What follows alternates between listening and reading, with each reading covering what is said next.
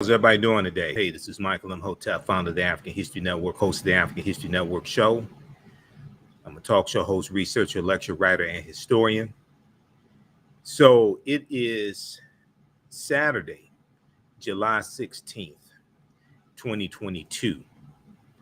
And we are live. This is class number 9 of Ancient Kemet, the Moors, and the Maafa, understanding the transatlantic slave trade, what they didn't teach you in school. This is class number 9 of Ancient Kemet, the Moors, and the Maafa, understanding the transatlantic slave trade, what they didn't teach you in school. So this is normally it's a 10-week online course that I teach, and normally I teach this at my online school. But this time around teaching this is going to be 12 weeks.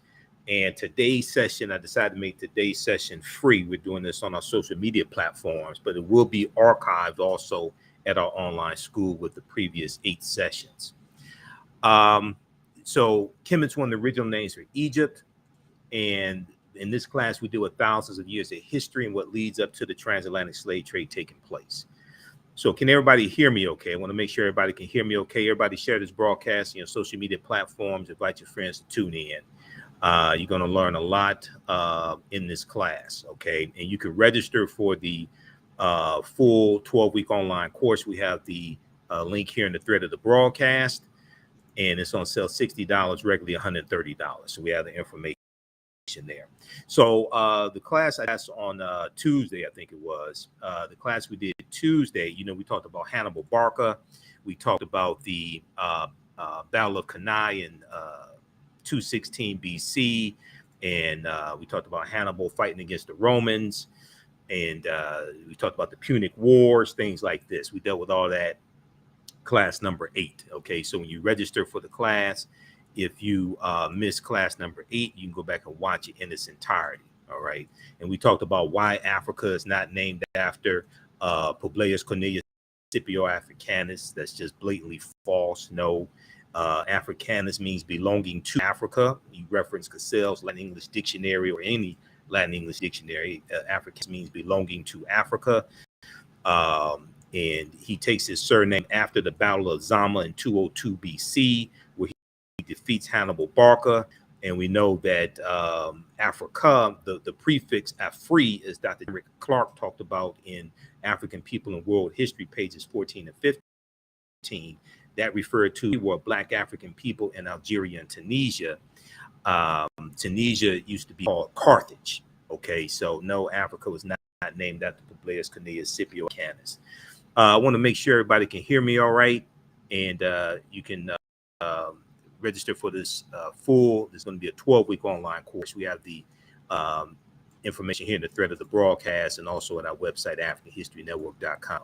And we do the sessions live. All the sessions are archived and recorded. You can go back and watch it anytime. Okay. So let me know if I'm coming through okay, if you can hear me all right.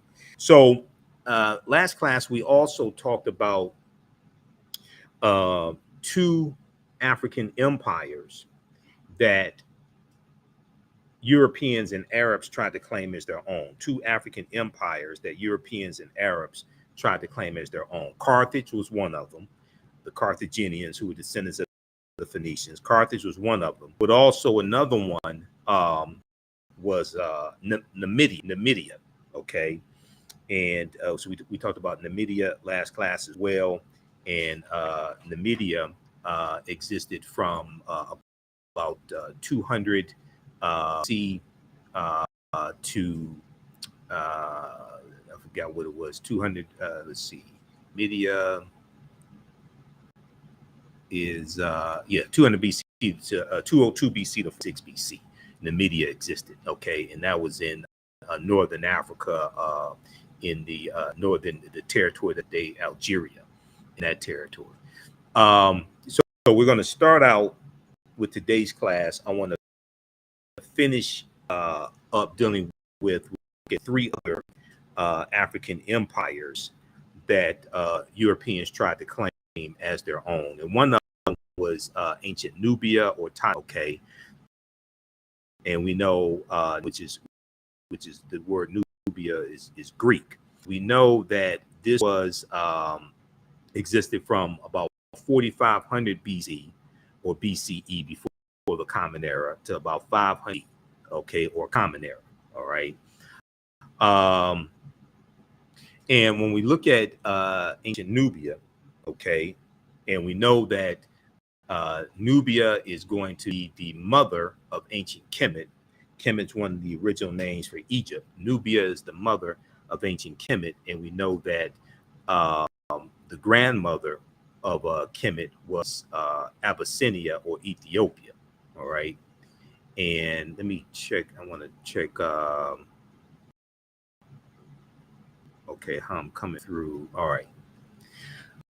Okay, so let's go back to the PowerPoint presentation here. So ancient Nubia, also known as Kush, not the Kush people are smoking, Kush. Ancient Nubia, also known as Kush, was a region along the Nile River. And we know the Nile is over 4,100 miles long. Along the Nile River, located in northern Sudan and southern Egypt. It was home to some of Africa's earliest kingdoms. So what today is the upper portion of Sudan and the lower portion of Egypt, historically that area was Nubia. All right. It was home to some of Africa's earliest kingdoms, known for rich deposits of gold. Nubia was a major trading port. Nubia was a major trading port for luxury goods that came from sub-Saharan Africa, such as incense, ivory, and ebony,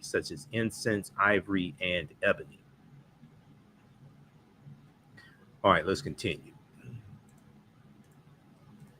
Okay, so the first monarchy of recorded history was established in Nubia. The Nubians were also known for their exceptional archery skills that provided the military strength. Rulers, kings or Nasubites or pharaohs of Nubia ultimately conquered and ruled Egypt or Kemet for about 1 century.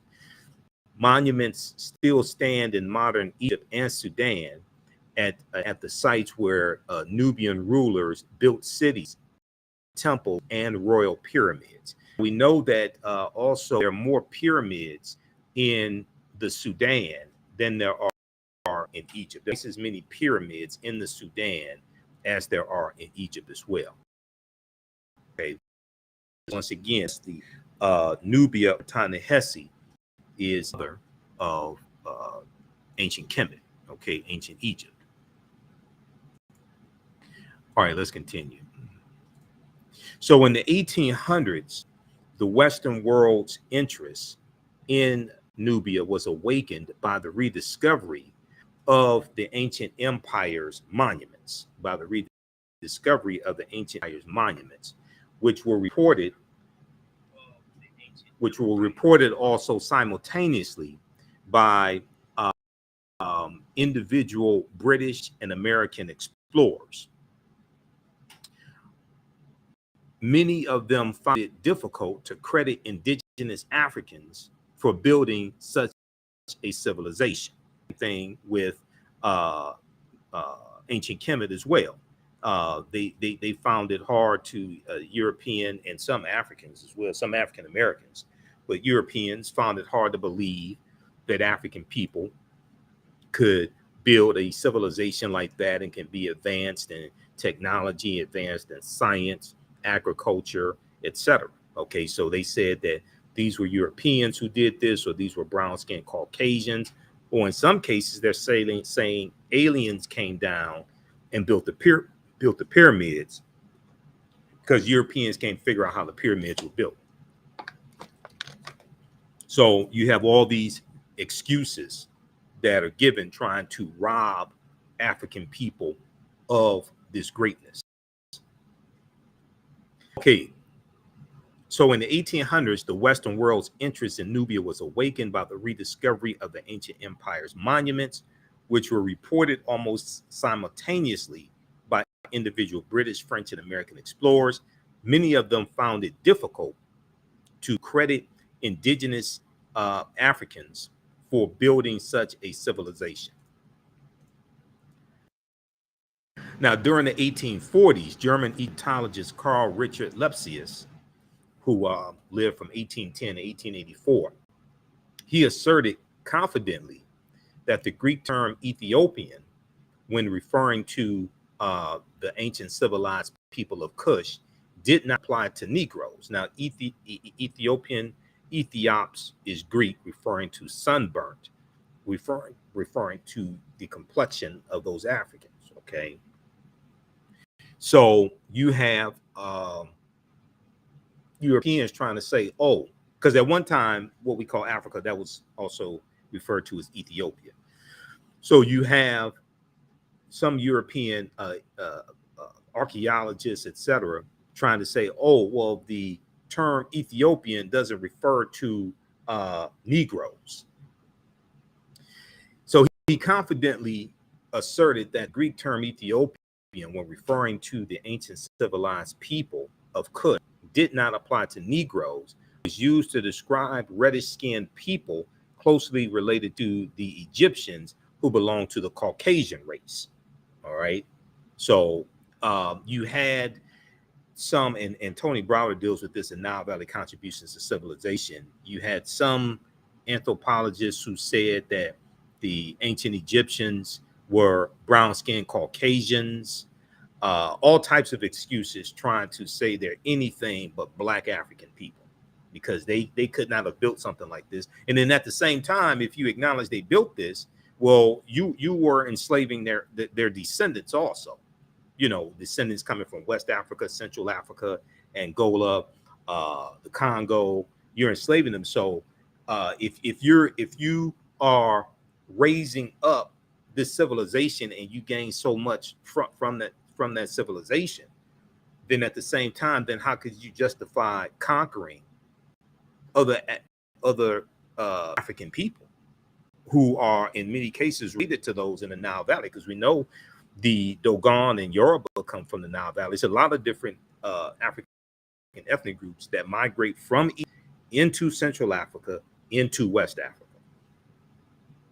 So how do you justify this? This is the same thing we're going to see when with the Moor, with the African Moors, and to separate the Moors and say, oh, well, these are not Africans. These aren't the same people who are being enslaved. Things like this. Okay.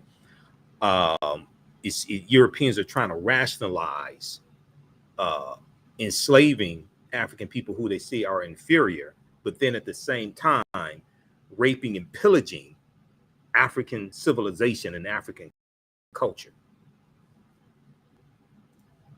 Okay, how's everybody doing? Share this broadcasting on social media platforms. Invite your friends to tune in. Okay, so this is class. It's going to be a 12-week. This time around, it teaches a 12-week online history class. We normally teach this at my online school, but we're doing it today on social media, making class today free. Ancient Kemet, the Moors, and the Maafa for understanding the transatlantic slave trade, what they didn't teach in school. You can still register for this 12-week online class. It's on sale $6, regularly $130. It's live. All the sessions are archived and recorded. So as soon as you register, you can go back and watch the previous 8 sessions. And a couple of them, my allergy was really bothering me. So we had to cut those short. My allergy, I'm allergic to pollen. This has been a very, very bad pollen season. So my allergy is much better. It's much better now than it was a couple of months ago. It's 6 weeks ago or so. It's much better now. Okay, let's continue. And then this session, this will be archived at the online school. Those who register for the class, this will be archived with the other classes also. Now, again, in 1852, when the American diplomat Bayard Taylor visited Sudan and gazed upon the temple carvings of gods and rulers with clearly African features, he also found it inconceivable that they could have been created by black-skinned Africans. Rather, he asserted, echoing Lepsius, they must have been created by Egyptians or immigrants from India or Arabia, or an offshoot of the white race, They're trying to do anything they can to say that these were not African people. It's similar to when the Italians are defeated by the Ethiopians at the Battle of Ottawa. Okay, the Battle of Ottawa in 1896, and we've talked about this before. And the Italians told the world that the Ethiopians were Europeans because they did not want to admit that they were defeated by African people. Okay, how many people are familiar with the Battle of Ottawa? This is an article here from blackpast.org. Blackpast.org is one of the sources we use in the class. This deal with tons of articles and excerpts from books, things like this, video clips, etc. This is the binder for the class here. This is the binder that I use as reference for articles, things like this, and then there's some books that we read for the class. But if we look at this article here from blackpast.org, the Battle of Ottawa, you'll see Ottawa spelled a couple different ways, A-D-O-W-A or A-D-W-A. This was 96, okay? So this was the Italians fighting against the Ethiopians. In March of 1896, and let me increase the size here, I want to make sure you can see this. In March of 1890, Ethiopian forces under the leadership of Emperor Menelik II, surprised the world by defeating an Italian army sent to conquer the empire. In the following article, Raymond Jonas, the Giovanni and Anthony Costigan history at the University of explores that victory at Ottawa. His article is drawn from his recent book, The Battle of Ottawa, African Victory in the Age of Empire. So the battle, I'm not going to go through the whole article here, but I just want to hit on this point here. The Battle of Ottawa, March 1st, 1896, was a stunning victory for Ethiopia, but a rout and a disaster for Italy.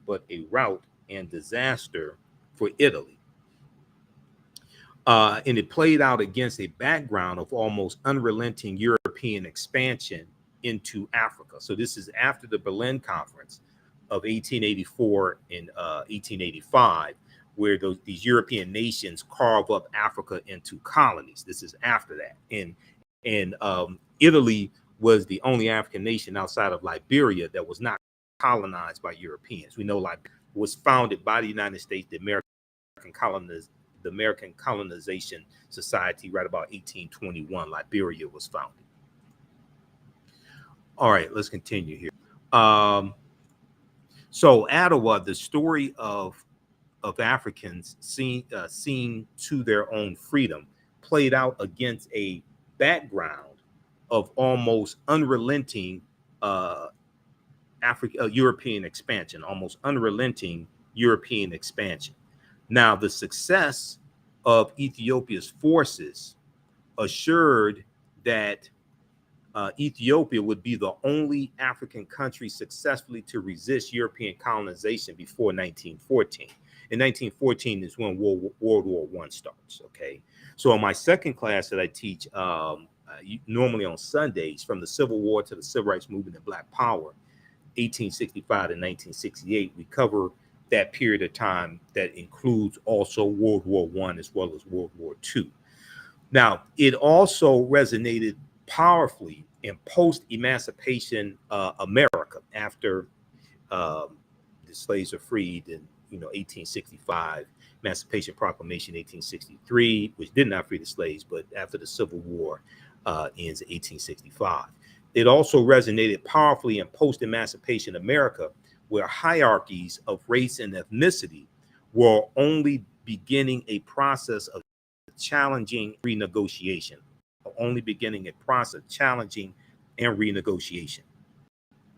So this was 1896 Ottawa. This is the same year as Plessy versus Ferguson, U.S. Supreme Court case, 1896 as well, which really solidifies the Jim Crow laws. All right. Now, Italian interest in East Africa dates from 1869, when the opening of the Suez Canal transformed the commercial and strategic significance of the Red Sea coast. An official Italian presence did not begin until they established themselves at the Red Sea port of Maafa in 1885, at which the Italians began to move up into what are now the Eritrean highlands. Okay, and we know Eritrea is right near Ethiopia. Now, Ethiopian commanders sought to halt the Italian advance with notable success, but the Italians artfully played on rivalries among Ethiopian leaders. By 1890, the Italians had secured control over significant territory west and south of Maafa. They announced the creation of the colony of Eritrea with a capital at Asmara. Now, the Italians continued to push westward into Sudan, that we just talked about, Sudan, and southward toward the northern Ethiopian province of Tigray. In late 1894, Ras Mangasha, the ruler of Tigray, used the pretext of war against the dervishes to mobilize forces to resist Italian incursions. In a series of victories in early 1895, the Italians defeated Mangasha's forces.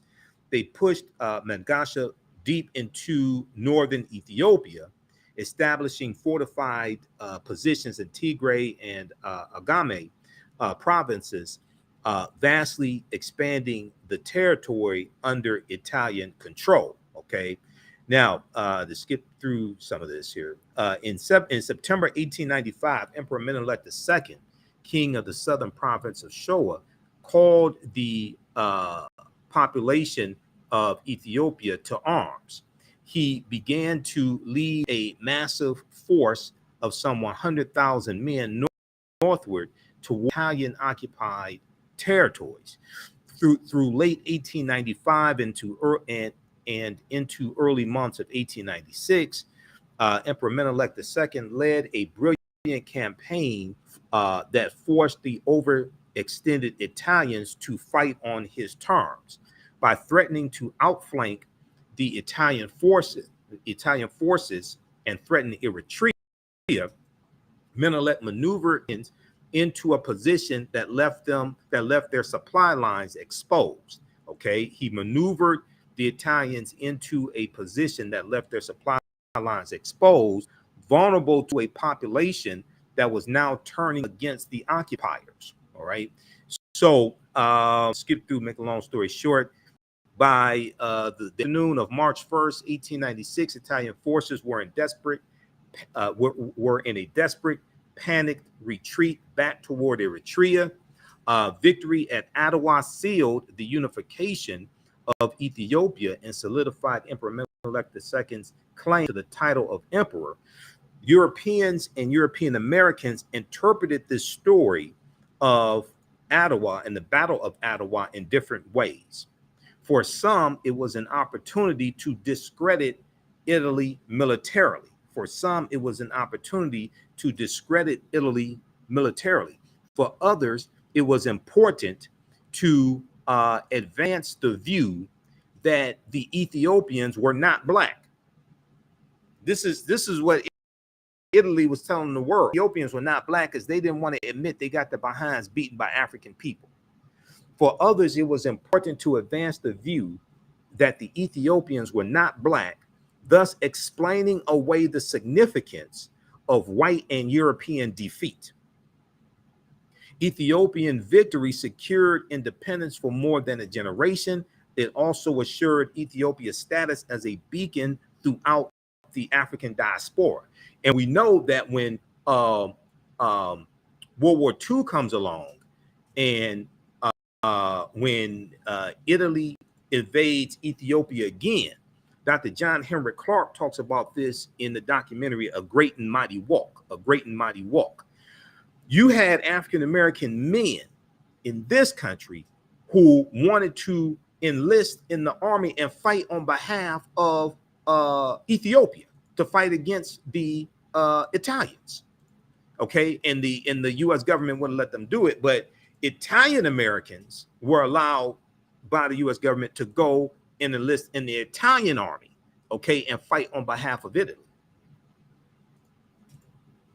Okay, so another one of these African empires that Europeans try to claim as their own is Great Zimbabwe.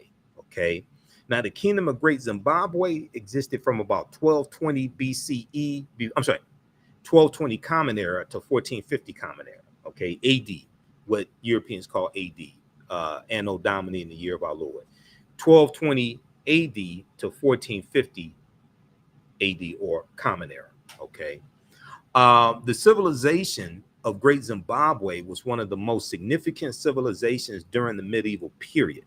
Great Zimbabwe is also extraordinary because of the magnificent scale of its structures. Its most striking edifice, referred to as the Great Enclosure, has walls as high as 36 feet, extending approximately 820 feet, making it the largest ancient structure south of the Sahara Desert. The largest ancient structure south of the Sahara Desert. In the 1800s, European explorers, imperialists, and colonizers were stunned by Great Zimbabwe's grandeur and cunning workmanship. So they attributed the texture. To Portuguese travelers, Arabs, Chinese, Persians, or even biblical characters such as King Solomon and the Queen of Sheba. So now you're going to attribute this to biblical characters, not historical figures. So now to rob Africans of this accomplishment and to show this level of civilization they had, now you want to try to ascribe this to biblical characters. And I'm going to say this as delicately as I can. I may say some things that go outside the circumference of some people's awareness. Just because you disagree with it or don't like it or never heard it before does not mean it's not true.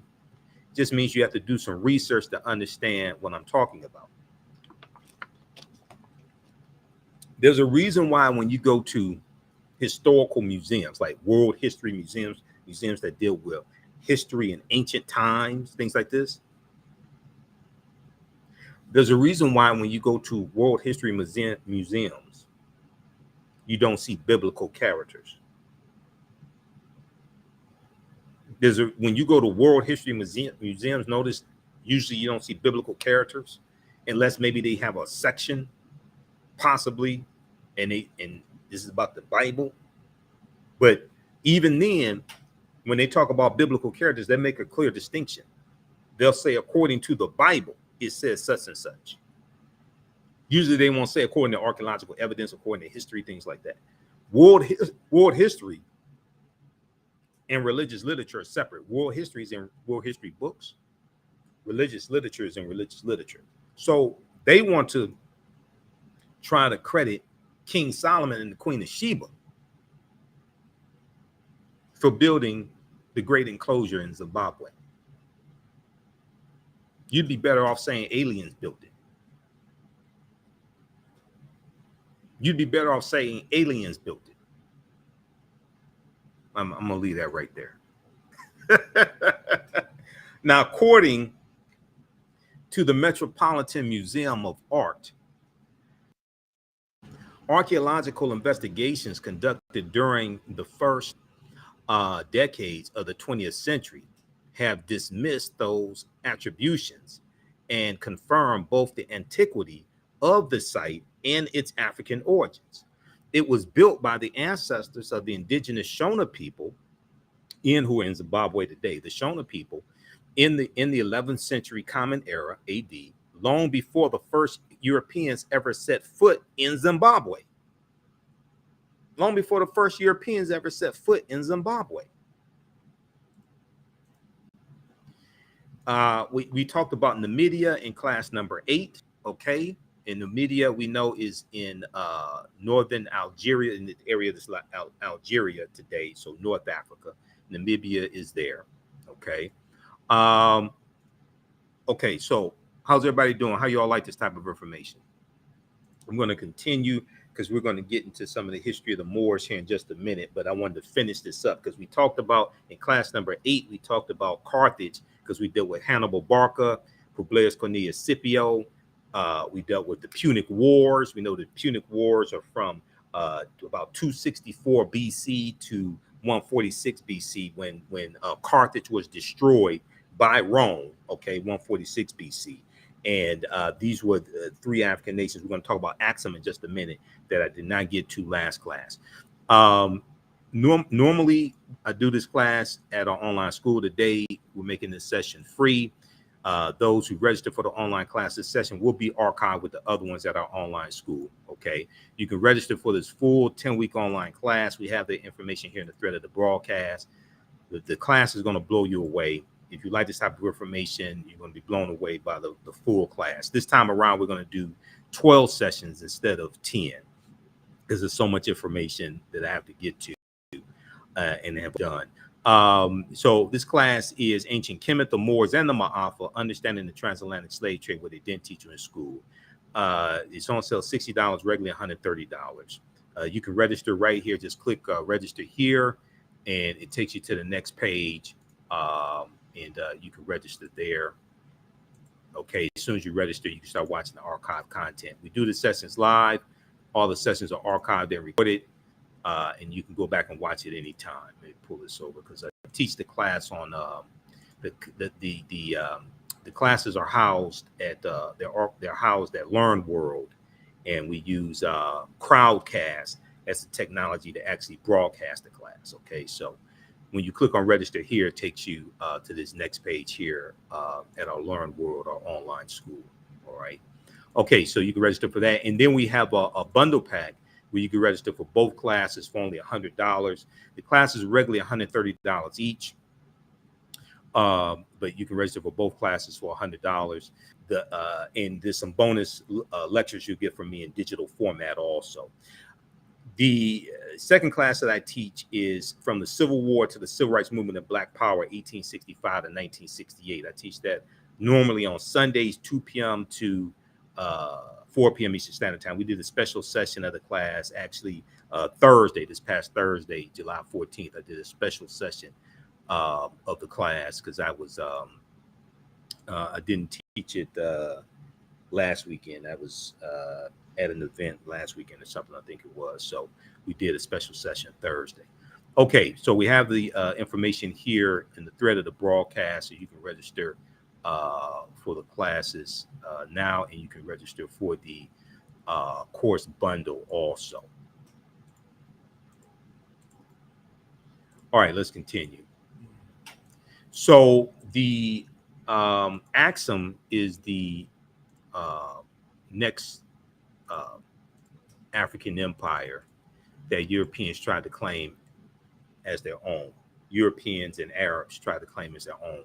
Now, Axum existed from about 100 Common Era to 940 Common Era, or AD, what Europeans call AD. So the kingdom of Axum was a powerful Ethiopian Eritrean empire located in northern Ethiopia and Eritrea. It developed this power by controlling the Red Sea trade routes. Axum was ruled by the Negus Negast, the kings of kings. Okay, under King Azana, Axum was the most powerful empire in Northeast Africa, and in 350 Common Era, it sacked the Nubian kingdom of Meroe. Now, in the latter part of the 4th century, Axum invaded the southern part of the Arabian Peninsula and occupied Yemen from 335 to 370. At its height, Axum included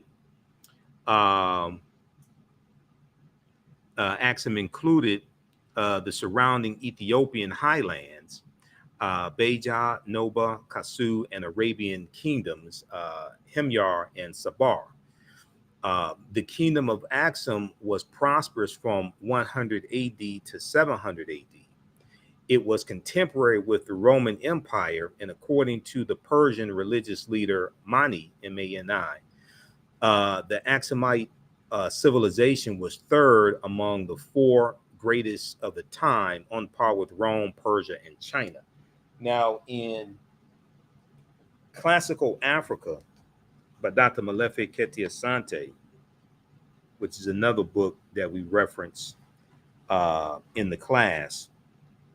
You don't have to buy any of these books.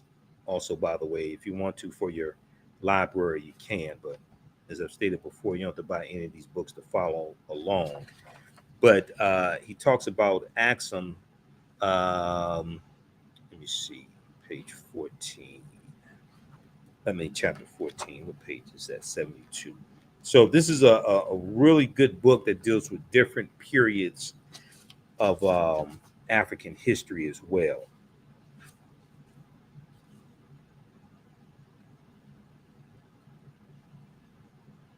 Okay, so starts page 72.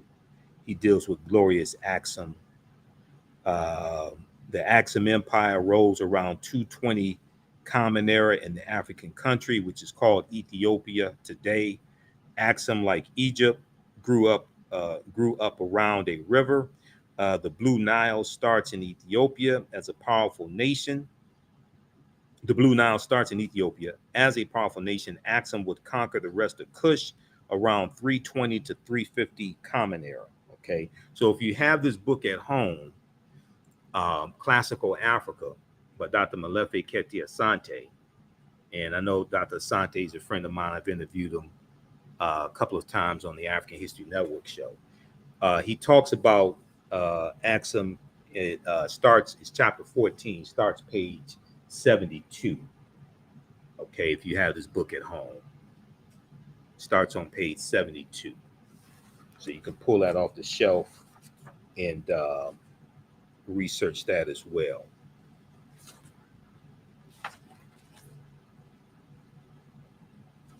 He goes on to talk about Axum's gift to the world, page 79.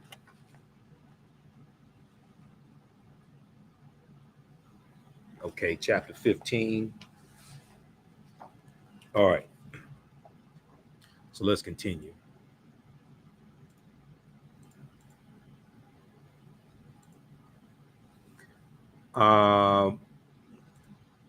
All right, so the Axumite civilization was third among the four greatest of the time, on par with Rome, Persia, and China.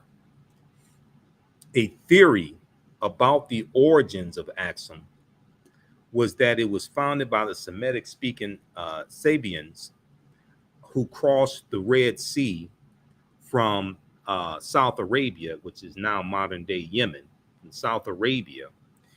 However, scholars now agree that Sabian influence was negligible, and kingdom was founded. The Axum kingdom was founded by indigenous Africans.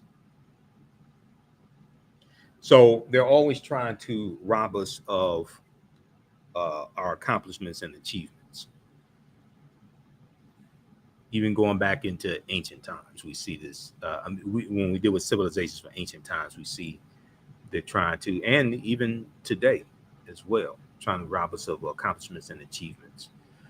All right, I want to go to. I was talking to Professor Kabahaya Wata Kamene one day. Well, I actually called him.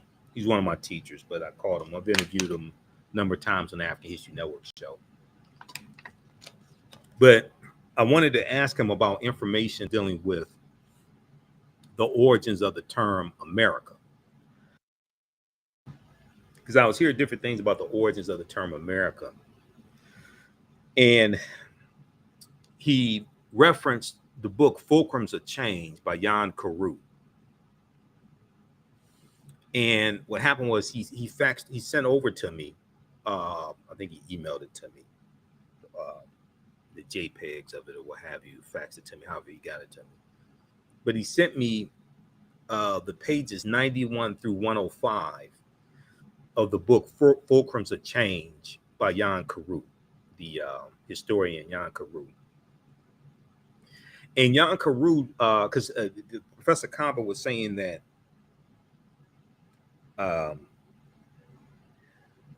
Amerigo Vespucci, the Italian explorer Amerigo Vespucci, he was saying that his real name was not Amerigo, it was Iberigo Vespucci. And that Iberigo Vespucci comes in contact with a group of Black African people in Nicaragua that called themselves the Los Amarisques.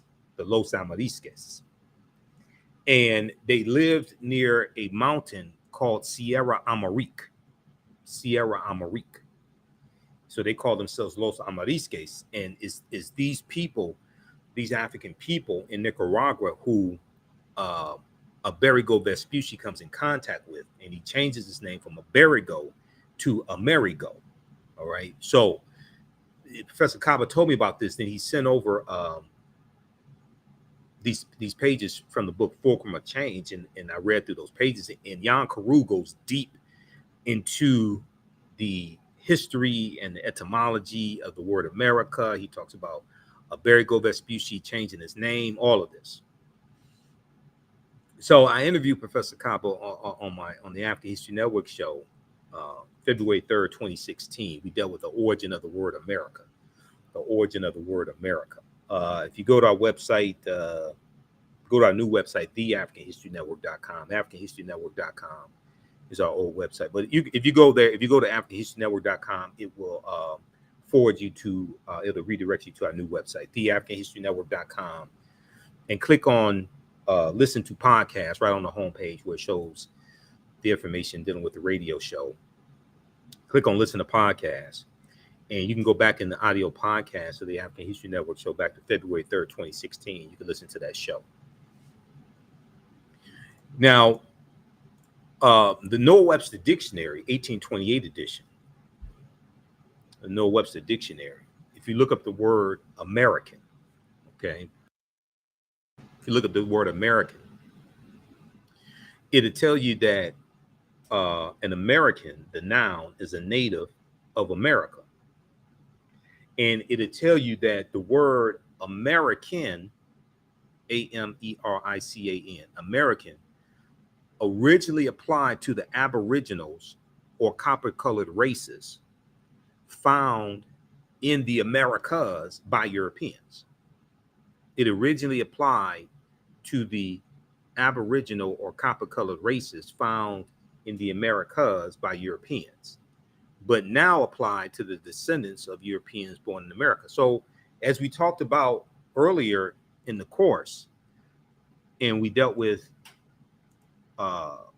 information from Dr. David Imhotep, who wrote the book, The First Americans Were Africans, Documented Evidence. And we talked about the Khoisan, and the Khoisan have the oldest DNA on the planet. And we talked about the discovery by Dr. Albert Goodyear from 2004 in Allendale County, South Carolina, which documents an African presence in this country going back at least 51,700 years ago. These are the Khoisan, who are the ancestors to the Ainu and the Twa, and they go all around the world, and they were here as well.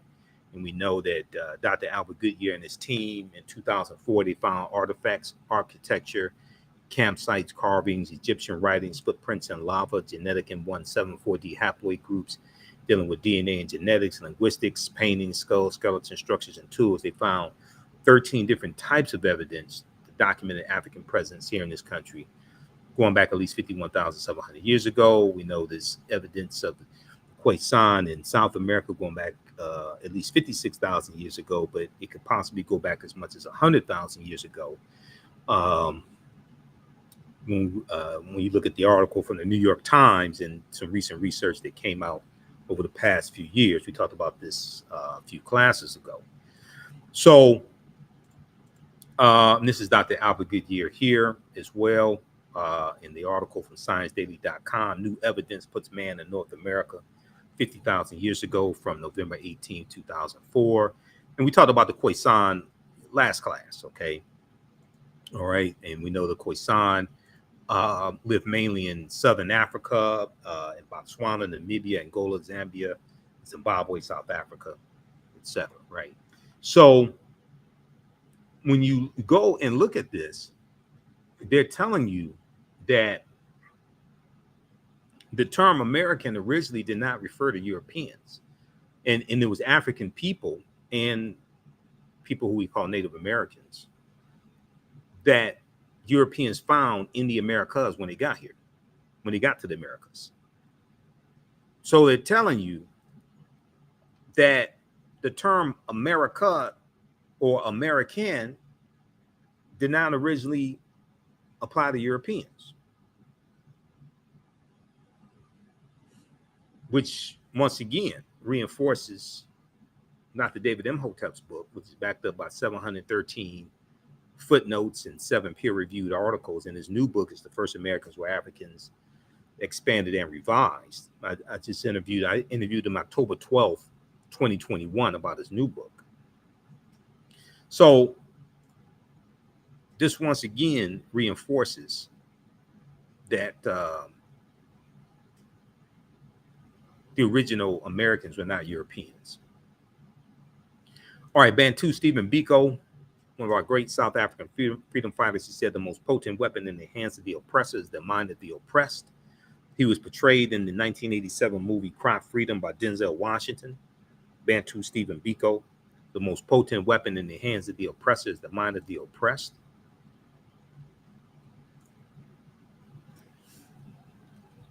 All right, now I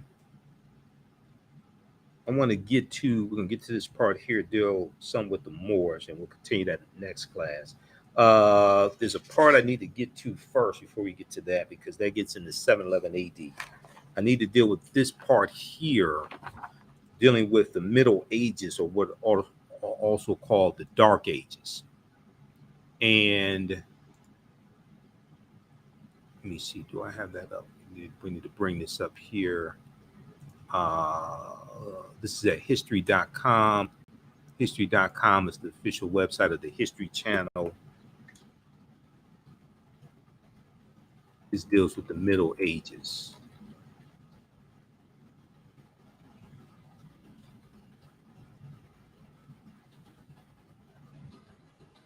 Let me bring up this article here. But when we talk about the Middle Ages, or what some people call the Dark Ages as well, this is a period of time from about 476 Common Era to the early 1300s, okay? Because in the 1300s, 14th century, Europe is coming out of the Dark Ages, going into the next age, the Renaissance age. And we know it's going to be the teachings that the Moors take into Europe that bring Europe out of the Dark Ages. And everything we taught Europeans came back to kick us in the behind. Everything we taught Europeans came back to kick us in the behind. All right. And we're going to see what leads to the transatlantic slave trade taking place as well. This is why I say I wish we had never taught them. Okay. All right. We're going to post who still needs to register for this 12-week online history class. I'm going to post the link here again. You can register for this. As soon as you register, you can watch the previous classes. And we also have the classes in the bundle pack where you can register for this one and the second one I teach on Sundays, from the Civil War to the Civil Rights Movement of Black Power, 1865 to 1968. So the bundle pack is on sale right now, $100. That's a $360 value. Okay, if we look here at this article, Middle Ages, from history.com. People use the phrase Middle Ages to describe Europe between the fall of the Roman Empire, 476 AD, and we talked some about the fall of the Roman Empire, the western portion of the Roman Empire. We talked some about that last class. The fall of Rome in 476 AD to the Vandals and the Visigoths, and the beginning of the Renaissance in the 14th century, which is the 1300s. Many scholars call the era the medieval period instead. Middle Ages, they say, incorrectly implies, Middle Ages, they say, incorrectly implies that the period is an insignificant blip sandwiched between two much more important epochs, okay, or periods of time. So some people call it Middle Ages, other people call it the medieval period. Some people call it the Dark Ages because there was not a lot of scientific advancement, inventions, things like that during that period of time. And Europe was enthralled in a civil war and famine, things like this during this period. And they're hit with, in the 14th century, 1347 to 1400, they hit with the Black Death, the Bubonic Plague. And during that period of time, we know Europe loses between a quarter to 1/3 of the population. Now, the Middle Ages, birth of an idea. The phrase Middle Ages tells us more about the Renaissance or Renaissance period that followed it than it does about the era itself. Starting around the 14th century, European thinkers, writers, and artists began to look back and celebrate the art and culture of ancient Greece and Rome. Celebrate the art and culture of ancient Greece and Rome. Now, a lot of that art and culture was influenced by ancient Kemet also, by the way. Accordingly, they dismissed the period after the fall of Rome as a middle or even dark age in which no scientific accomplishments have been made, no great art produced, no great leaders born. The people of the Middle Ages had squandered the advancements of their predecessors. This argument went that the people of the Middle Ages had squandered the advancements of their predecessors and mired themselves instead in what 18th century English historian Edward Gibbon called barbarism and religion. Barbarism and religion. Okay, now, between 1347 and 1350, a mysterious disease known as the Black Death or the Bubonic Plague killed 20 million people in Europe, 30% of the continent's population. It was especially deadly in cities where it was impossible to prevent the transmission of the disease from one person to another. Now, this way of thinking, referring to the Middle Ages, this way of thinking about the era in the middle of the fall of Rome and the rise of the Renaissance prevailed until relatively recently. However, today scholars note that the era was as complex and vibrant as any other. Okay, so you have the Catholic Church in the Middle Ages, in 800 Common Era. For example, Pope Leo II named the Frankish king Charlemagne the quote unquote emperor of the Romans, the first since the Roman Empire's fall more than 300 years ago. Over time, Charlemagne's realm became the Holy Roman Empire,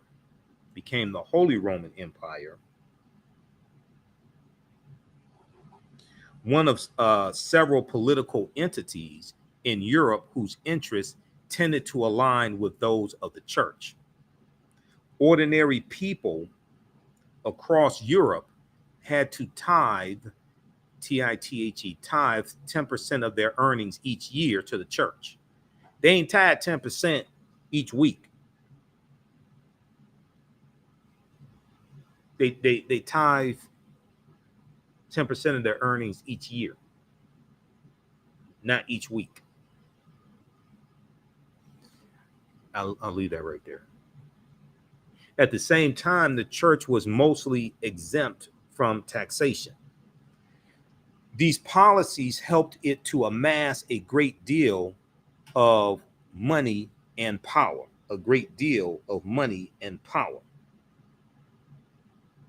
There's a whole, Dr. Ray Higgins has like some really good information on tithing and how a lot of, and also, they were tithing not just money, they were tithing like livestock, things like this.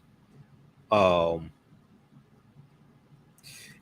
Dr. Ray Higgins has some good information on tithing and how ministers, some ministers and pastors, not all of them, some ministers and pastors have misused passages from the Bible to then teach that you're supposed to tithe 10% of your earnings or things like this. Okay, but you dealing with it. See, this is one of the problems with, now this may go outside the circumference of some people's awareness. This is, you're dealing with, if you deal with the Helios Biblos, or the Sun Book, S-U-N, or the Bible, because Helios is in reference to sun, S-U-N, not S-O-N. You're dealing with a different period of time in a different region of the world, different countries under different laws. So just trying to extrapolate that and apply that to today in the United States, in Detroit, Michigan, and Philadelphia, Pennsylvania, things like this, in a different region of the world, in a different political structure,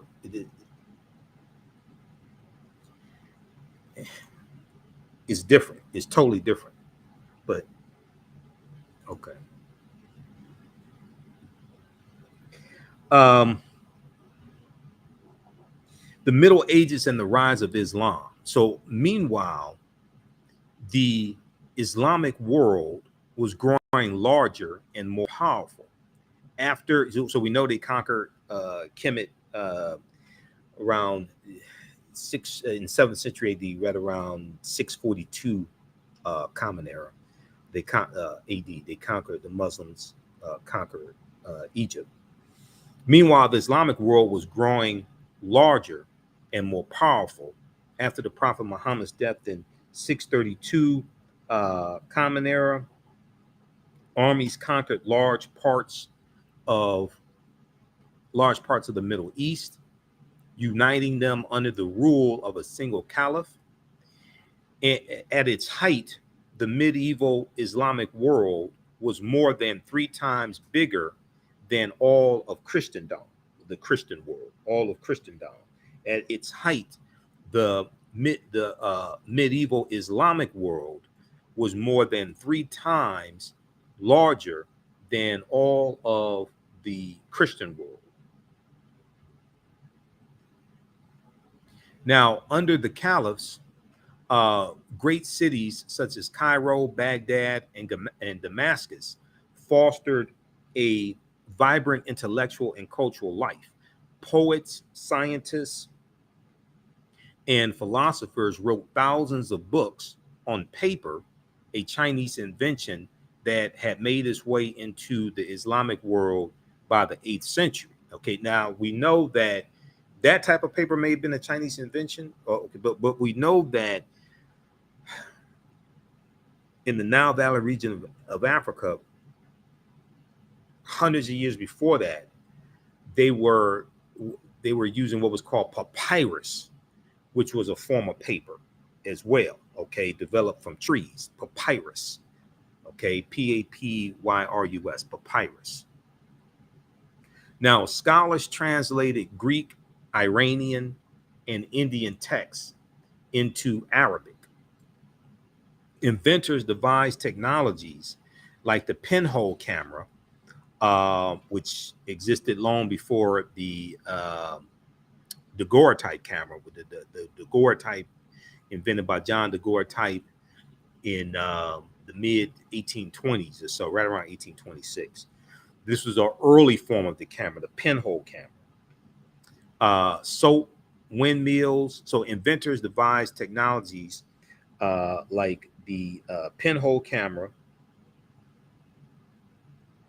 And let me go, right here. Like the pinhole camera, soap, windmills, surgical instruments, and early flying machine, and the system of numerals that we use today. Because like 0 is an Arabic numeral. So the system of numerals that we use today. And religious scholars and mystics translated, interpreted, and taught the Quran and other scriptural texts to people across the Middle East. Okay, so then you have the Crusades as well, that we'll talk about next class, because that gets into 11th century Common Era, 1096 AD.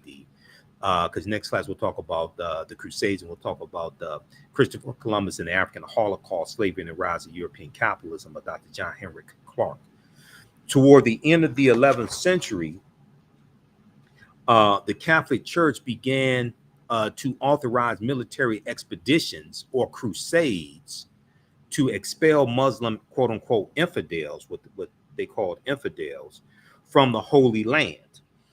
Crusaders who wore red crosses on their coats to advertise their status believed that their service would guarantee the remission of their sins and ensure that they could spend all in eternity in heaven. Okay, it would guarantee. They believed that their service, and these were called the Poor Knights of Christ. They're later going to be called the Knights Templar, when the Knights Templar are founded around 1118 Common Era. Okay, they're going to be called the Knights Templar and become very powerful. We'll talk about that more next class, because we'll get into the Crusades next class. Believed that they believed that their service would guarantee the remission of their sins and ensure that they could spend all eternity in heaven. Now, they also received more worldly rewards, such as papal protection from the Pope, protection from the Catholic Church, papal protection of their property, and forgiveness of some kinds of loans and payments. We know it's going to be the Crusades began in 1095 AD, when Pope Urban II summoned a Christian army to fight its way to Jerusalem, and continued on and off until the end of the 15th century. In 1099 Common Era, armies captured Jerusalem from Muslim control, and groups of pilgrims across Western Europe started visiting the Holy Land. Many of them, however, were robbed and killed as they crossed through Muslim-controlled territories during the journey. Around 1118 AD, a French knight named Hughes de Payens created a military order along with 8 relatives and acquaintances that became known as the Knights Templar. The Knights Templar. And they won the eventual support of the Pope and a reputation for being fearsome fighters. The fall of Acre in 1291 AD, or Common Era, marked the destruction of the last remaining Crusader refuge in the Holy Land, and Pope Clement V dissolved the Knights Templar in 1312 Common Era. Okay, so we'll talk more about the Knights Templar and the Crusades next class. Okay, and then you have the Black Death, the Bubonic Plague, that hits the first the first wave of it. Basically is going to be like 1347 to 1350, but it's going to hit on and off from 1347 to 1400, the Black Death. Okay, so that's a brief synopsis of the Middle Ages. Okay, now the bubonic plague started in Europe in October 1347, when 12 ships from the Black Sea docked at the Sicilian port of Messina. Most sailors aboard the ships were dead.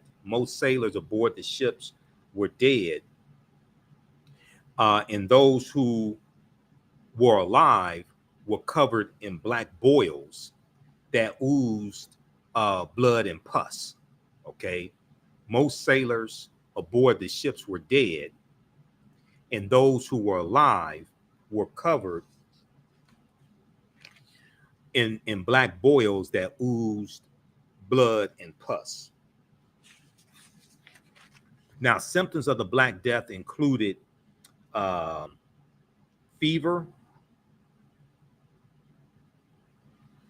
Symptoms of the Black Death included fever, chills, vomiting, diarrhea, terrible aches and pains, and then death. Victims could go to bed feeling healthy and be dead the next morning. The bubonic plague killed cows, pigs, goats, chickens, and even sheep, leading to a wool shortage in Europe. Understandably terrified by the mysterious disease, some people of the Middle Ages believed the plague was a divine punishment for sin. To obtain forgiveness, some people became flagellants, traveling to Europe to put on public displays of penance that could include whipping and beating one another. Others turned on their neighbors, purging people they believed to be heretics. Okay, heretics doing things against Christianity, saying things against Christianity, being a heretic, or, Aunt Esther may call it being a heathen. Okay, but a heretic.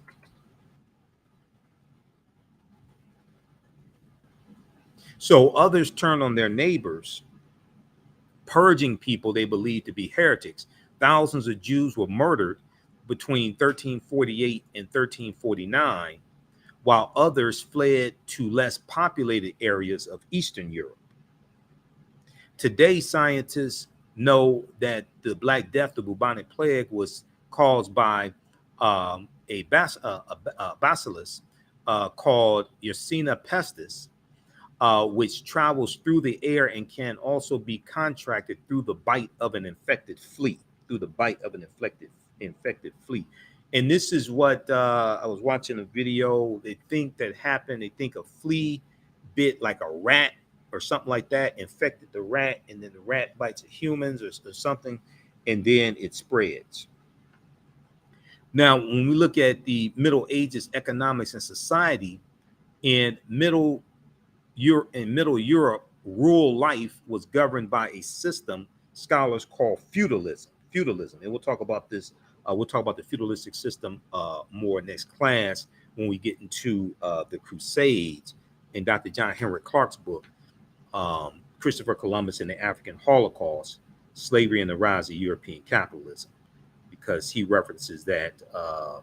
So we'll talk about this more in that class, because that plays the feudalistic system comes into play when we deal with the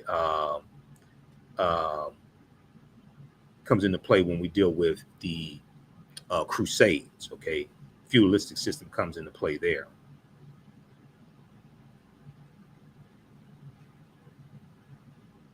All right, let's continue. So how you all like this type of information? Share this broadcast on your social media platforms, Facebook and YouTube. Invite your friends to tune in. Give us a thumbs up, give us a heart, give us a like on this broadcast. Let us know how you like this. This is class number 9 of a 12-week online history class that I teach. Normally it's 10 weeks, but a couple, 2 or 3 of the sessions early on, I had to cut short because my allergy was really bothering me. And during the weekend of Juneteenth, I was busy all over the place doing lectures, things like that, so we didn't teach a class. But normally we do this class on Saturdays, 2 p.m. to 4 p.m. Eastern Standard Time. And we do the sessions live. All the sessions are archived and recorded, so you can go back and watch it anytime. So even a year from now, 2 years from now, you can go back and watch the entire class. This is Ancient Kemet, the Moors, and the Maafa, Understanding the Transatlantic Slave Trade, what they didn't teach you in school. The class is on sale $60, regularly $130. We have the information also at our website, African History Network. Have the link and the information to the broadcast, so you can register for it, and you can go back and watch the previous classes and join us next week for next class. But if you visit our new website, theafricanhistorynetwork.com, theafricanhistorynetwork.com. We have the information here for the online class, Ancient Kemet, the Moors, and the Maafa, Understanding the Transatlantic Slave Trade. Also, you can register. You can register for the bundle pack of both classes for only $100. And if you've taken any of my online classes in the past, email us at ahnshow@africanhistorynetwork.com, ahnshow@africanhistorynetwork.com. Okay, you get 50% off on the bundle pack. The class I teach on Sundays normally 2 p.m. to 4 p.m. Eastern Standard Time. Normally on Sundays. We won't be teaching on the 17th. I won't teach it on the 17th because I'm at an event all day. The second class I teach is from the Civil War to the Civil Rights Movement and Black Power, 1865 to 1968. Okay, and we start in 1803 with the Louisiana Purchase, and we deal with history from 1803 through 1968. We deal with what leads up to the Civil War taking place. We deal with Reconstruction, 1865, 1877. We deal with Jim Crow era, World War I, World War II, Civil Rights Movement, Black Power Movement, and the Great Migration. Great Migration was 1915 to 1970. Okay, so we deal with all that in that second class. And it's the same format. We do the sessions live. All the sessions are archived and recorded. You can go back and watch that class anytime as well. So a year from now, 2 years from now, you can go back and watch these classes in their entirety. All right. So in medieval Europe, real life was governed by a system scholars call feudalism.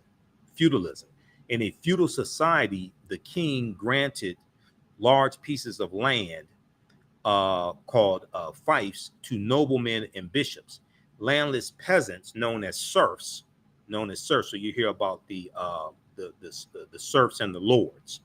Landless peasants, known as serfs, did most of the work on the fiefs. They planted and harvested crops and gave most of the produce to the landowner. Kind of reminds you of sharecropping. In exchange for their labor, they were allowed to live on the land. They were also promised protection in case of enemy invasion. Okay. Now, during the 11th century AD, during the 11th century, however, the feudal life began to change. Agricultural innovations such as the heavy plow and three-field crop rotation made farming more efficient and productive. So fewer farm workers were needed, but thanks to the expanded and improved food supply, the population grew. Okay, thanks to the expanded and improved food supply, the population grew, and because of these agricultural innovations, because of these advancements, you needed less farmers. As a result, more and more people were drawn to towns and cities. Meanwhile, the Crusades had expanded trade routes to the east and given Europeans a taste for imported goods such as wine, olive oil, and luxurious textiles. As the commercial economy developed, port cities in particular thrived. Port cities in particular thrived. By 1300 AD, there were some 15 cities in Europe with a population of more than 50,000 people. In these cities, a new era was born, the Renaissance era. Okay, the Renaissance era. The Renaissance was a time of great intellectual and economic change, but it was not a complete rebirth.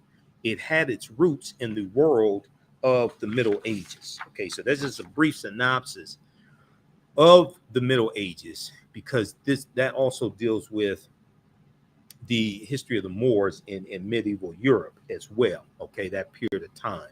So you're looking at 476 AD with the fall of the western portion of the Roman Empire to the 14th century to like the early 1300s. Okay, now if we look at this article here from National Geographic, Okay. This article from National Geographic called "Who Were the Moors?" Who were the Moors? And can you all hear me okay? I want to make sure the audio is good. It sounds all right on my end, but I want to make sure I'm coming through and people can hear me. Okay. So I just want to check the audio. Testing, testing. All right. And let me see something here. All right. And testing.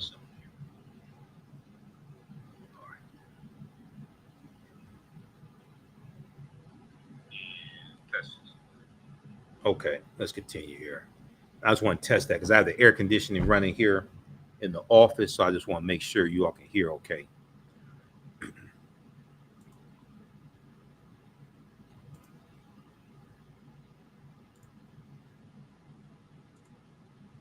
Okay, so if we look at this article here from National Geographic, who are the Moors?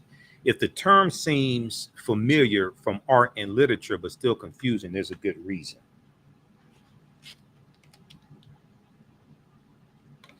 So if the term Moor seems familiar but confusing, there's a reason. Though the term can be found throughout literature, art, and history books, it does not actually describe a specific ethnicity or race.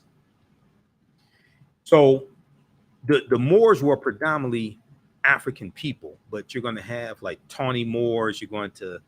Um, you're going to have some Arabs who get classified as Moors as well.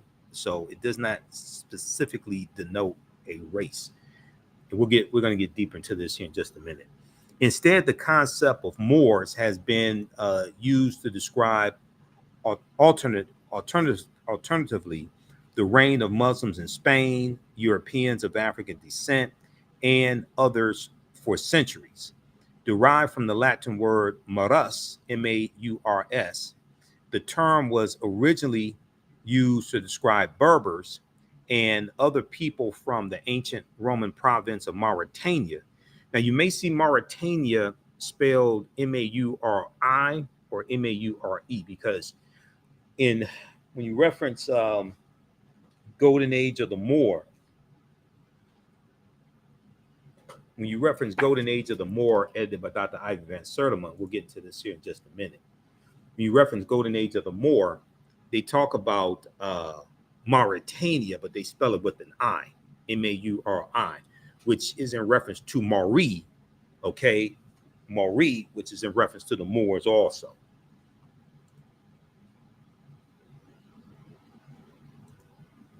Okay, so derived from the Latin word marus, the term was originally used to describe Berbers and other people from the ancient Roman province of Mauritania in what is now North Africa.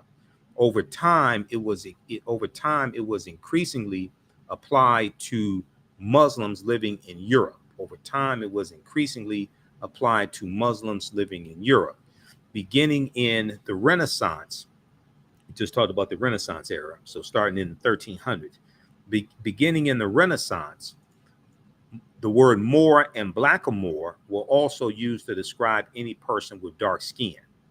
Now, Al-Andalus is what the Moors are going to call the southern portion of Spain that they settle in after they defeat the Vandals and the Visigoths when they go in 711 AD. Al-Andalus, which means something like to walk in the spiritual path or walk in the spiritual light.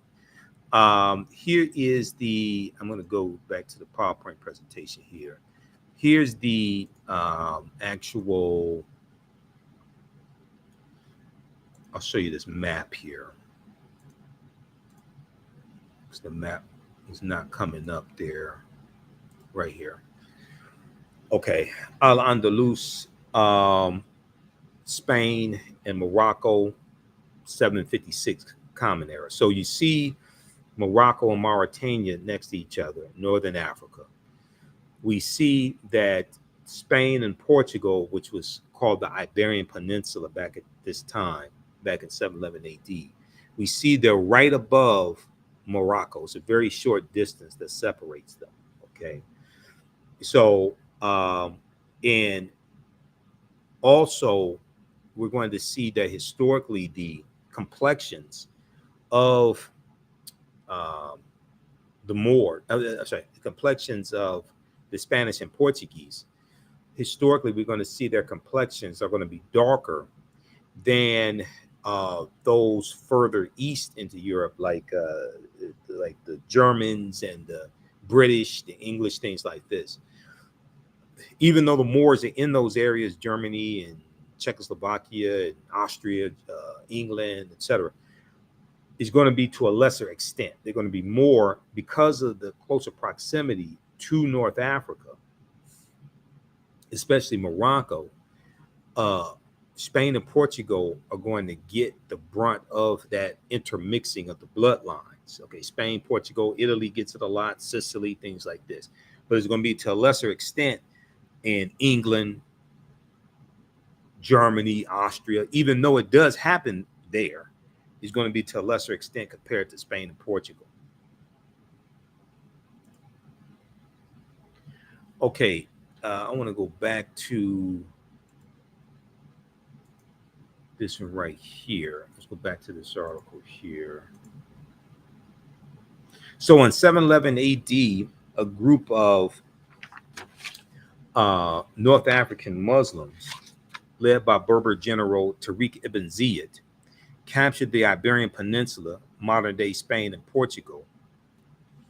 Known as Al-Andalus, the territory became a prosperous cultural and economic center where education and the arts and sciences flourished. Over time, the strength of the Muslim state diminished, creating inroads for Christians who resented Muslim Moorish rule, because there was going to be an increasing amount of resentment and hostility towards the Moors from Christians, from Catholics, from Europeans. And when they go in, they're looked at as like almost superhuman, because they're bringing in the science and mathematics and different types of foods and different musical instruments. They're bringing all this into Europe. Okay, but they're going to be, we'll get into this more next class. There's going to be hostilities that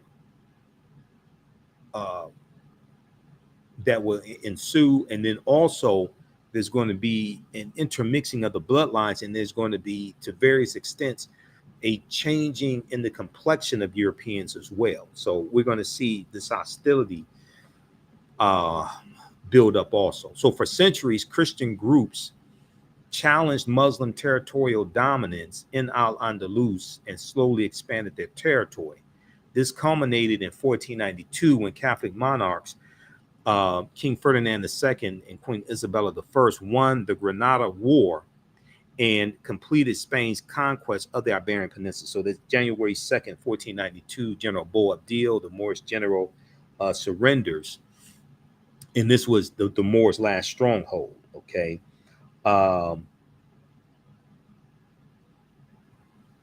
This was the Moors' last stronghold. Now we know August 3rd, 1492, Christopher Columbus is going to set sail on his first of 4 voyages on the Nina, the Pinta, and the Santa Maria. This is going to be later in the same year that the Moors lose control of their last stronghold, and later in the same year. So what's known as the Reconquista is going to be completed with the Reconquista is going to be completed with the defeat of the Moors, okay, in 1492. The Reconquista is the effort of, in Spain, is the effort of these Europeans to take back control of these territories that the Moors have conquered. The Reconquista, the reconquest. Okay, so that is completed in 1492. It starts in about 722 Common Era. the Reconquista. So for centuries, Christian groups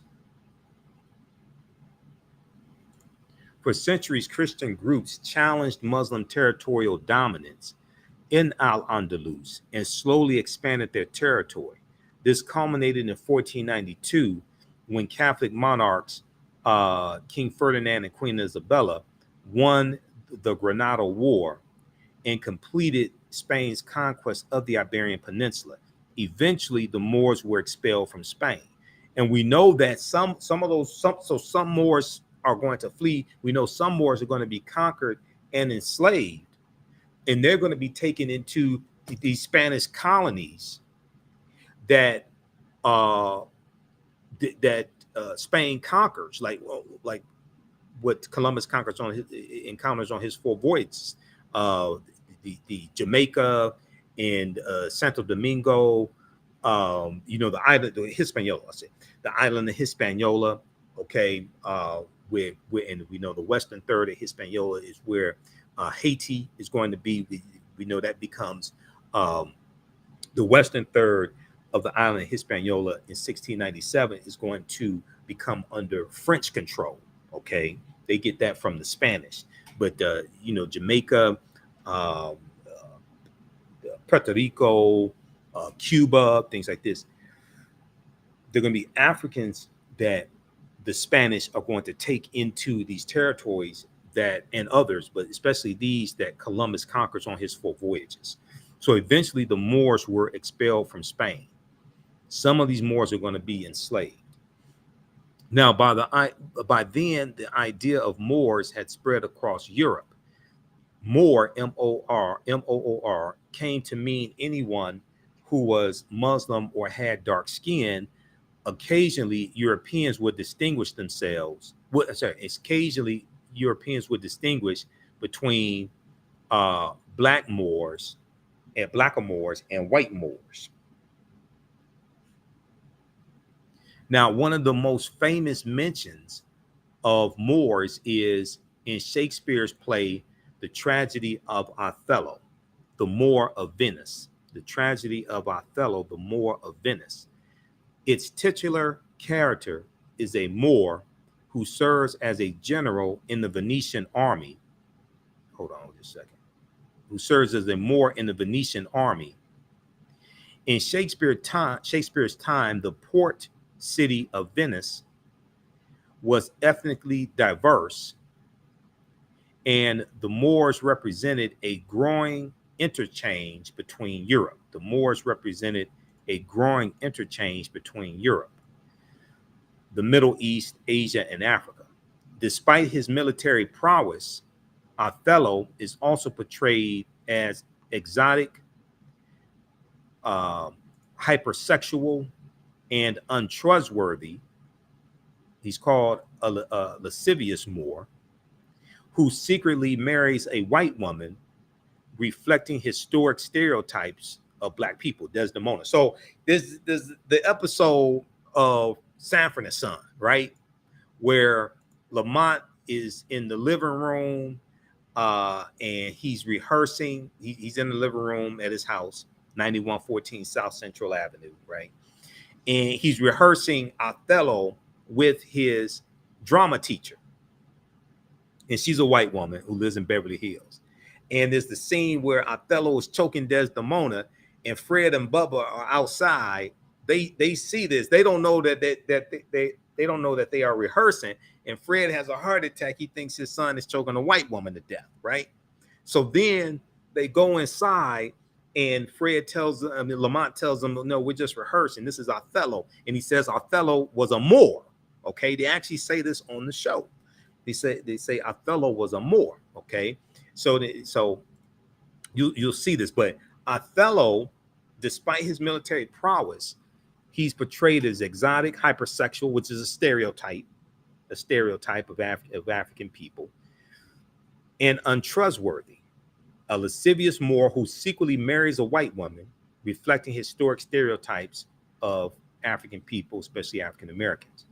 More recently, the term has been co-opted by the sovereign citizen movement in the United States. Members of Moor sovereign citizen groups claim they are descended from Moors who predated white settlers in North America, and that they are part of a sovereign nation and not subject to U.S. laws. Now, you do have, I know people who Washita Moors, things like this. You do have nations like that, just like you have Native American nations, okay? Just like you have Native American nations. But you have some people who are distorting that information and getting a whole lot of people into trouble. It's proof of the ongoing allure of Moor as a seemingly legitimate ethnic designation, even though its meaning has never been clear. So the term Moor is also, it can be a very nebulous term. And we know also when you look at Berber, when you read Golden Age of the Moor, they talk about how the term Berber, the term Berber was used by Arabs to refer to the Moors. Okay, that is okay. So this is this article here. Who were the Moors? Right here. I have a subscription to National Geographic. I pay them $24 a month because I reference different articles.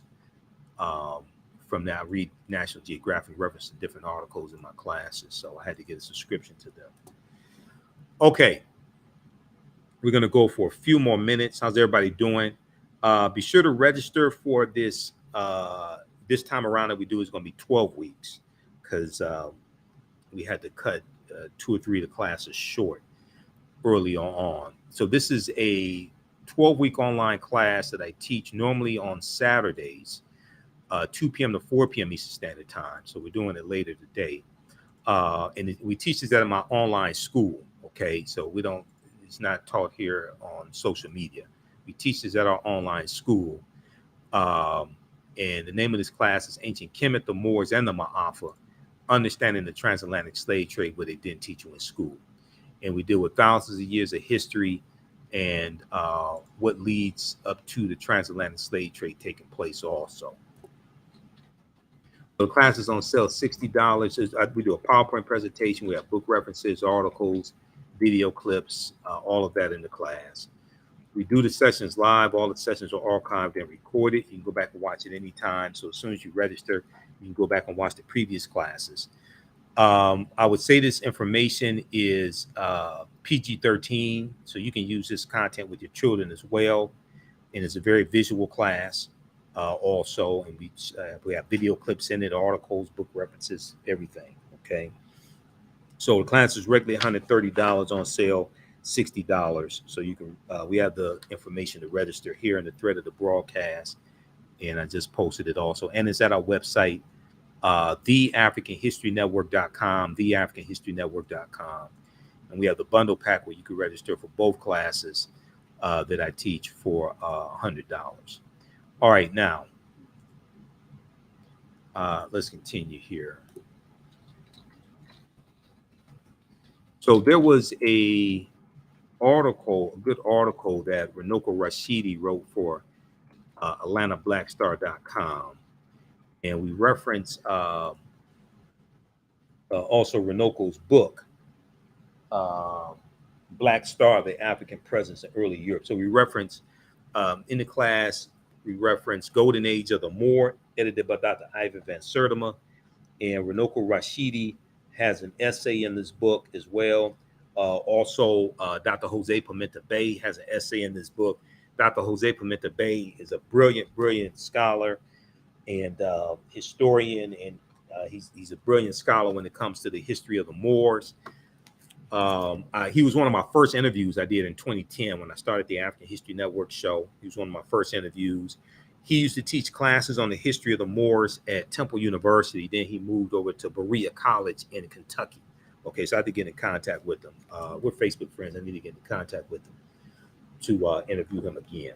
But this is Black Star: The African Presence in Early Europe by Renoko Rashidi. We know Renoko passed away August 2nd, 2021 while he was in Egypt.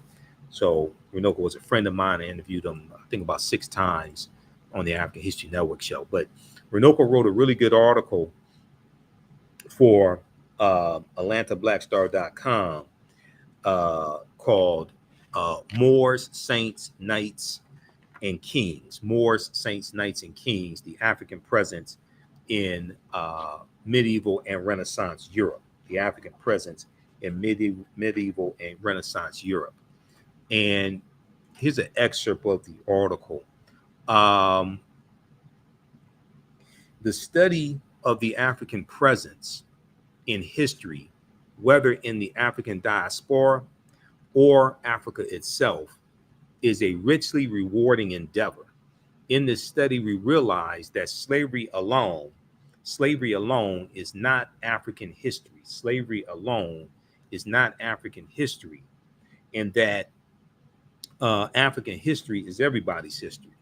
The history of African people, Black people, is rich and comprehensive, inspiring, and often little known. Nowhere is this more the case than the African presence in medieval and Renaissance Europe. The African presence in medieval and Renaissance Europe. Okay, now let me go. Okay, right here. According to the Oxford English Dictionary, the Moors, as early as the Middle Ages and as late as the 17th century, were, quote, commonly supposed to be black or very swarthy, and henceforth, hence the word is often used for negro or negro. Early in the 18th century, after a grim and extended resistance to Arab invasion of North Africa, the Moors joined the triumphant surge of Islam. Following this, the 8th century, I think I said 18th century, the 8th century, okay. Early in the 8th century Common Era, after a grim and extended resistance to the Arab invasions of North Africa, the Moors joined the triumphant surge of Islam. Following this, they crossed over from Morocco over to the Iberian Peninsula, which today is called Spain and Portugal, where their swift victories and remarkable feats soon became the substance of legends. So this goes back to, he said, crossed over from Morocco over to the Iberian Peninsula. So this goes back to the map that I showed you from about 756 Common Era, Al-Andalus, Spain, and Portugal, and we see Morocco and Mauritania. We see how close Morocco is to Spain, Al-Andalus. All right, now,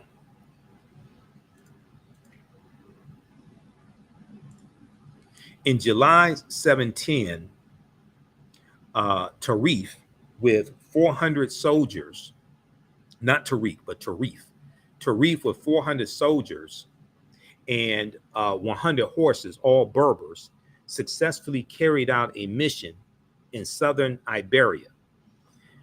Tarif, Tarif, an important port city in southern Spain, is named after Tarif.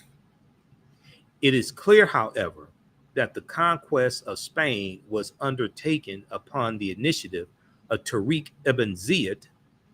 Tariq was in command of an army of at least 10,000 men. Now, depending upon which source you look at, how many men he had will vary, okay? But Renoko Rashidi puts it at least 10,000 men. In 711 AD, the bold General Tariq ibn Ziyad crossed the straits and disembarked near a rock promontory, which from that day since has borne his name. They call it Jebel Tariq, Djabal, Jebel Tariq, which is Arabic. It means Tariq's mountain. Tariq's mountain is named after General Tariq ibn Ziyad, an African man, a Moor. Okay, so when you hear and today they call it Gibraltar, or the Rock of Gibraltar. Gibraltar comes from Jebel Tariq, okay, Tariq's mountain. So when you hear them talk about Gibraltar or the Rock of Gibraltar, that's in reference to an African man. In August of 711 AD, Tariq ibn Ziyad won paramount victory over the opposing European army. On the eve of the battle, Tariq is alleged to have roused his troops with the following words. On the eve of the battle, he's alleged to have aroused his troops with the following words. My brethren, the enemy is before you, the sea is behind. Whither would ye fly? Whither would ye fly?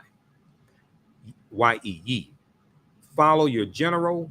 I am resolved either to lose my life or to trample on the prostrate king of the Romans. End quote. Wasting no time to relish his victory, Tariq ibn Ziyad pushed on with his dashing and seemingly tireless Moorish cavalry to the Spanish city of Toledo. Within a month's time, General Tariq ibn Ziyad had effectively terminated European dominance of the Iberian Peninsula. There's a good article that Renoco wrote for AtlantaBlackStar.com. It's called Moors, Saints, Knights, and Kings, the African Presence in Medieval and Renaissance Europe, from June 1st, 2014. Now, in the aftermath of these brilliant struggles, thousands of Moors flooded into the Iberian Peninsula. So eager were they to come that some are said to have floated over on tree trunks. Tariq ibn Ziyad himself, at the conclusion of his illustrious military career, retired to the distant east, we are informed, to spread the teachings of Islam. There's really no need to speculate on the ethnicity of these early invaders. There's really no need to speculate on the ethnicity of these early invaders of the conquest period. Primary Christian sources relating to the conquest, particularly the Primera Chronica, General of Alfonso X, make the following observation regarding the Moors. Their faces were black as pitch. The handsomest among them was as black as a cooking pot. Their faces were black as pitch. The handsomest among them was as black as a cooking pot. Now, if we go to, let's see, we go back to this. So who, referring to the question again, who are the Moors, or who were the Moors? The Moors' ancestors were known as the Garamantes. The Garamantes were a Black African people living in North Africa. Hannibal Barca was Garamanti. Okay, we know the Carthaginians, descendants of the Phoenicians, these were all Garamantes, as well as St. Augustine. George G.M. James, in the book Stolen Legacy, he said that the Moors were the custodians of the ancient Egyptian mystery system. And these teachings are going to bring Europe out of the Dark Ages or out of the Middle Ages, okay? And then you can also reference the article that we already referenced from National Geographic, Who Were the Moors? Who were the Moors? Now, the origin of the word Moor. What is the origin? What's the etymological derivation of the word Moor? The word Moor is derived from the Greek word maros, M-A-U-R-O-S, which literally means black or a very dark color. You'll also see the word maras, M-A-U-R-U-S. Now, the Romans adopted the word and called them Mari, M-A-U-R-I. The Mari were a Northwest African people who were very dark-skinned, The Romans will refer to the region of Northwest Africa as Mauritania. They spell it M-A-U-R-I, Mauritania.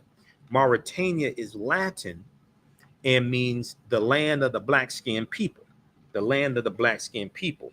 You'll also see the word Marish, which is Latin as well, Marish. And then the Latin word Maras, M-A-U-R-U-S, that's derived from the Greek word Maros, M-A-U-R-O-S. Okay, this is all in reference to the Moors. Now, Romans later adopt the word as a reference for the black-skinned inhabitant. They later adopt the word Mauritania as a reference for the black-skinned inhabitants.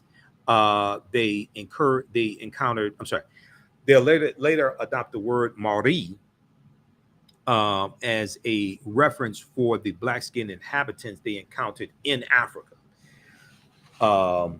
So you can read pages 527 and 187 of Golden Age of the Moor, edited by Dr. Ivan van Sertima. They go through it and break this down and deal with some of the etymology of the word Moor as well. Now, variations of the word Moor, we see in Spanish, Marino, M-O-R-E-N-O, Marino, which means dark complexion, now meaning brunette or dark hair. We see Mora, which is Spanish, originally a Moorish woman, now means blackberry, not BlackBerry the smartphone that they just discontinued, but blackberry the fruit. Page 7 of Golden Age of the Moor talks about this, Mora in Spanish, which originally meant a Moorish woman, now it means blackberry the fruit. In Italian, Mora means blackberry. In French, Morasad means dark-skinned or blackamoor. And in French, Morelan in French means black grape. Okay, so these are all references to the Moors and variations of the word Moor. You can also see to a certain extent the impact of the Moors in a country or something like that by the words that are used as well. This is all reference to the Moors. Now, page 40 of Before the Mayflower by Lerone Bennett Jr., page 40 in chapter 2. He says that they're laying out this history here in the United States and how when the early European settlers come, they don't have codified slave laws here in the U.S. Even in 1619, when those 20 and odd Africans on the White Lion pirate ship come into Point Comfort in Virginia, the codified slave laws don't exist in any of the 13 colonies. But they're talking about the names that were used to denote what we call different races of people at this time, okay? And how what we call white people were not classified as white back at this time in the early 1600s in what we would call 13 colonies, okay? So this is page 40 of Before the Mayflower by Lerone Bennett Jr. And let me see something here. Let me just 1 second here.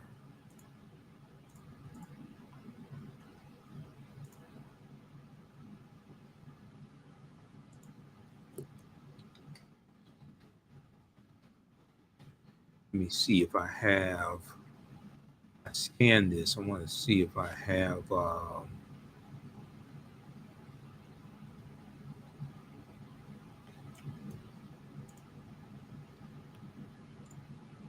just trying to see if I have it in a PDF format. It may be easier to see it. Let me see. Did I save that in the PDF format? Okay, I did not. Just have it in a JPEG. Okay. So what they say here on page Lerone Bennett Jr., page 40,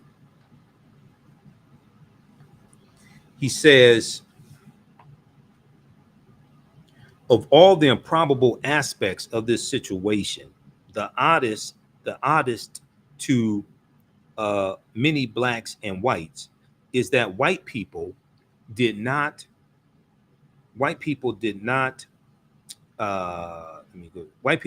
seem to know that they were white. It appears from surviving evidence that the first white colonists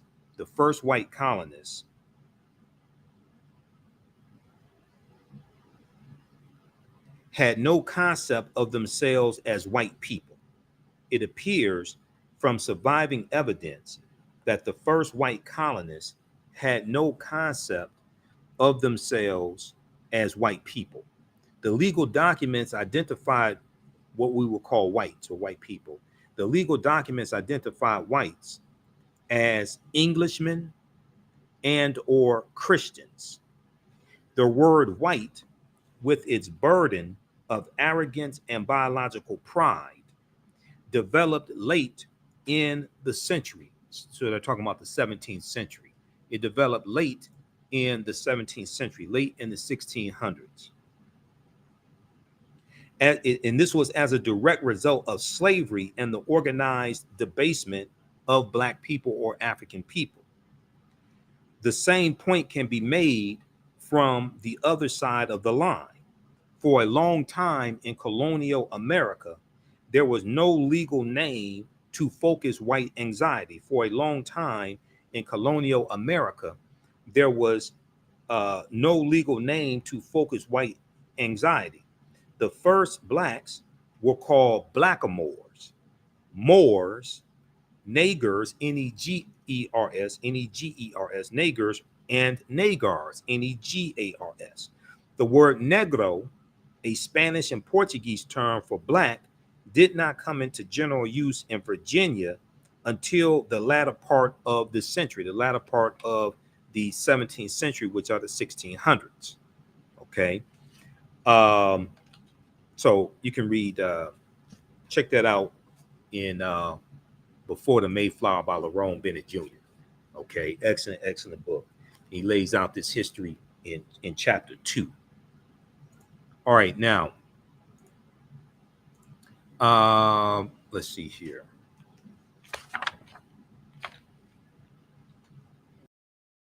We leave off. Okay, we did that before the Mayflower, Middle Ages. All right, so we're gonna wrap up. We're gonna wrap up with this today. Hopefully, you learn. How'd you all like this type of information? Give us a thumbs up. Give us a like. Give us a heart on this broadcast. Did you learn anything from this class session today? This is class number 9. Normally, this class is 10 weeks. This time around, it's going to be 12 weeks. Normally, we teach this at our online school. Don't teach this on social media. It's at our online school. As soon as you register for this 12-week class, you can go back and watch the previous sessions. We do the sessions live. All the sessions are archived and recorded. You can go back and watch it anytime. The class is regularly $130. It's on sale $60 right now. And you can go and let's see here. I just posted a link here for it. It's in the thread of the broadcast. Also, if you go to our website, our new website, theafricanhistorynetwork.com, theafricanhistorynetwork.com. The information is right here on the homepage of the website as well. Okay, don't worry about which date it is. I updated for each class basically, but we have the information here. You click register here. It takes you to the next page, and it takes you to our online school on which is at Learn World. Okay, and just click right here to enroll. As soon as you enroll, you can start watching the content. And then you can also register for the class that I teach on Sundays as well, from the Civil War to the Civil Rights Movement and Black Power, 1865 to 1968. Okay, so if you like these classes, you can register for them. This helps support the African History Network. This helps us keep doing the research, stay on the air, keep broadcasting the African History Network show, pay some of the bills, etc. Keep doing the research. And also you can support the African History Network, $ the AHN show through Cash App, $ the AHN show through Cash App, also through PayPal, paypal.me/the AHN show, paypal.me/the AHN show as well. We have the information at our website. When you go to it, when you go to our Cash App, it'll say Michael and show my picture there. So we have the information here for the links for PayPal and Cash App.